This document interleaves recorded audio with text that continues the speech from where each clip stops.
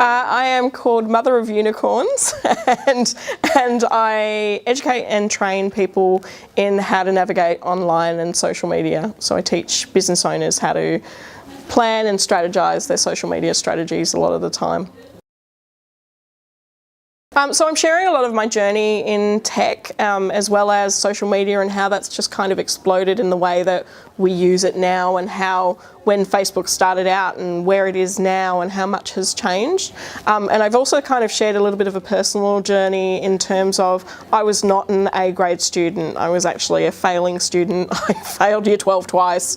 You know, I dropped out of uni, and I've had to work really hard to get to where I am now and relearn tech skills and science skills and math skills, because we deal with a lot of data analytics and, you know, information that is just rapidly changing. This is the roadmap that Facebook has over the next 10 years in terms of the utilisation of technology. So things to consider are stuff like artificial intelligence. And what we mean by artificial intelligence is we mean things like machine learning. So taking large bits of data and learning from it and then applying rules. So things like natural language processing skills, which is the ability to make a bot or a messenger bot feel and sound human, is a skill. It's a job. And it's utilised right now in areas like mental health to help support people through mental health challenges. It's also being utilised in tools for adults, older people who are going through Alzheimer's, so that they have a day-to-day conversation with someone. Things like augmented reality and virtual reality. So augmented reality, you would remember Pokemon Go. Does everybody remember that one? Yeah? So it would take reality and put something overlaid on top of it. That's what we call augmented reality. Virtual reality is that full immersion. These things exist now. We have local businesses here like Stir Fire Games who build virtual reality spaces. So these are some of the skills that are included in social media. So ICT skills, programming skills, design skills, which you brought up earlier. Solutions, figuring out solutions. Some of the things that aren't included on there are things like ethics, especially when we're dealing with artificial intelligence.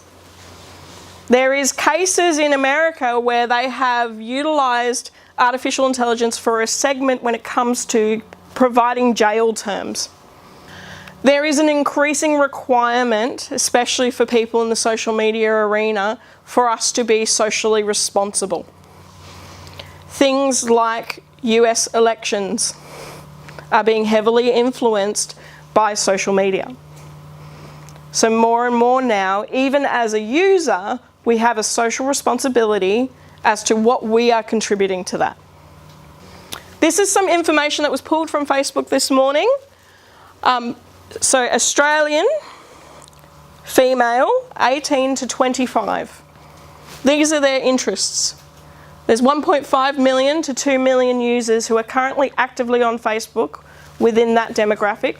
And these are the businesses and brands that they hang out with. We learn so much more with this kind of data.